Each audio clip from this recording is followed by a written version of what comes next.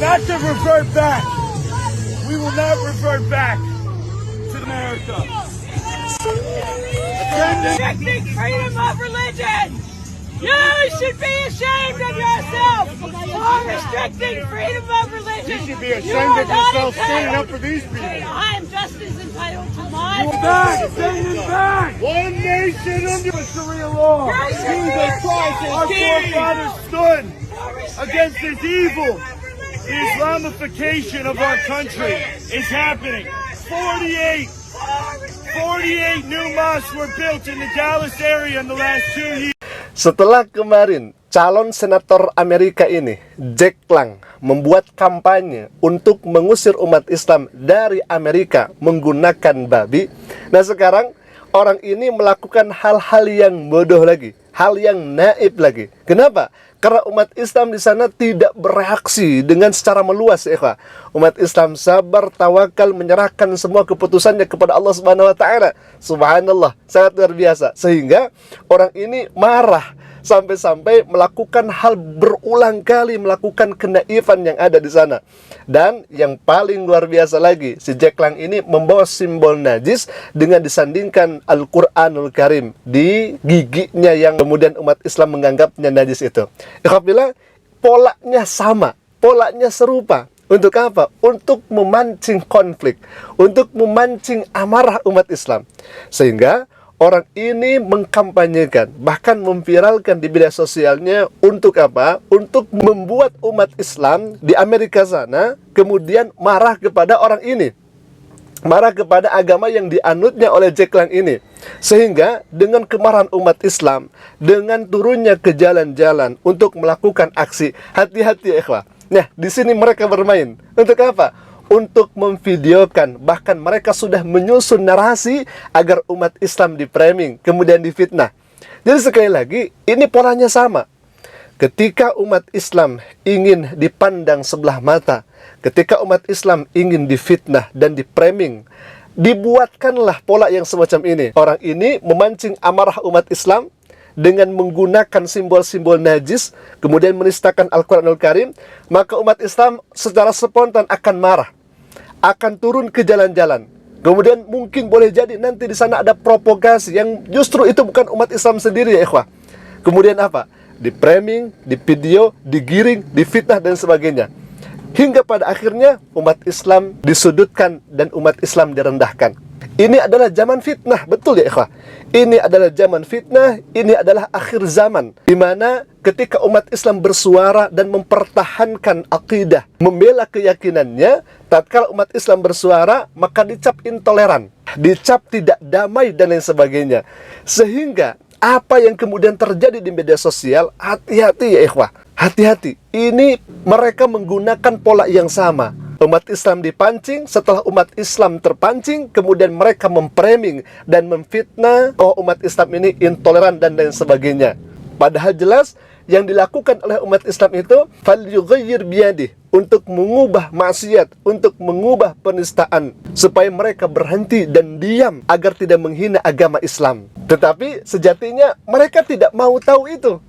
Yang penting umat Islam tersudutkan, umat Islam terpojokkan, dan umat Islam nanti di-framing kemudian difitnah. Nah, sahabat Asik Ngaji, di sini kita harus cerdas ya ikhwah. Di sini kita harus dewasa. Manakala umat Islam falyughayyir biyadih, amar ma'ruf nahi munkar, kemudian umat Islam di-framing dan difitnah, maka jelas kita harus menyebarkan dengan falyughayyir bilisani, dengan mulut kita. Kita harus speak up dan jadikan media sosial untuk dakwah kita. Sehingga mereka malu sendiri, mereka tidak punya harga diri, dan pada akhirnya mereka kewalahan sendiri ya ikhwah. Maka jadikan media ini untuk dakwah kita, untuk menyerukan bahwa Islam itu adalah hak. Sehingga framing-framing, fitnah-fitnah kita lawan dengan bersuara, memviralkan kebenaran dan mengcounter segala fitnahan, tuduhan yang dilakukan oleh oknum dan muslim di sana.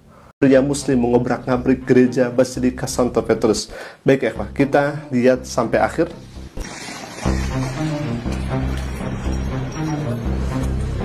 Na'udzubillah.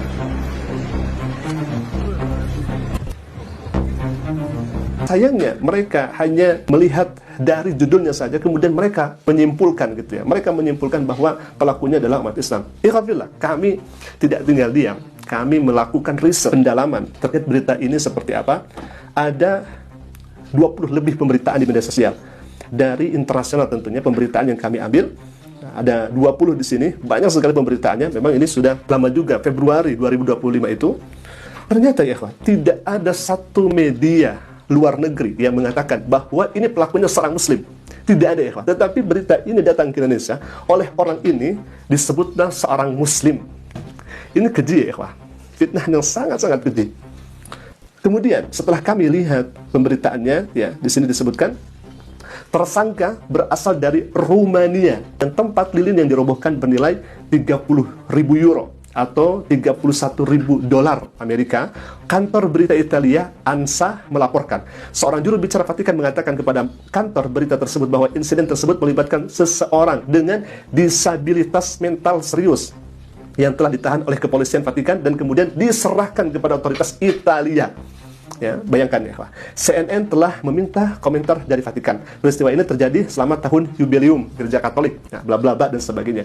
Jadi pelakunya adalah seorang yang berasal dari Rumania. Bahkan karena sudah ketahuan orang ini yang melakukan perusakan itu adalah disabilitas mental serius atau ODGJ, kemudian langsung dikembalikan ke Italia. Kalau misalkan sahabat Tasik Ngaji bertanya, kok sampai segitunya non-muslim kepada Islam? Jelas ya, ikhwah. Walan tarda ankal yahud wala nasara hatta tatabi'a millatahum. Mereka tidak akan ridho kepada umat Islam. Mereka tidak akan setuju kepada umat Islam sampai-sampai kita mengikuti milahnya, kita mengikuti ajaran mereka. Makanya jangan aneh, Allah sudah memberikan informasi kepada kita terkait orang-orang yang membenci kepada Islam. Maka kita sebagai kaum muslimin, sebarkan Islam dengan akhlak dan adab, dengan penuh etika dan kesopanan. Dan sejatinya kita memiliki Nabi SAW, di mana Nabi sebagai rahmatan lil alamin. Sampaikan Islam, dakwahkan Islam dengan rahmat juga. Karena kita diajarkan oleh Nabi SAW, ud'u ila sabili rabbika bil hikmah wal mau'izatil hasanah. Biarkan mereka membenci, mencaci, memfitnah, mempreming umat Islam. Yang penting kita hadir, kita tampil menyebarkan rahmat bagi seluruh alam semesta ini. Karena itulah yang kemudian Nabi ajarkan kepada kita, innamal bu'itsu liutammima makarimal akhlak. Ini adalah akhir zaman.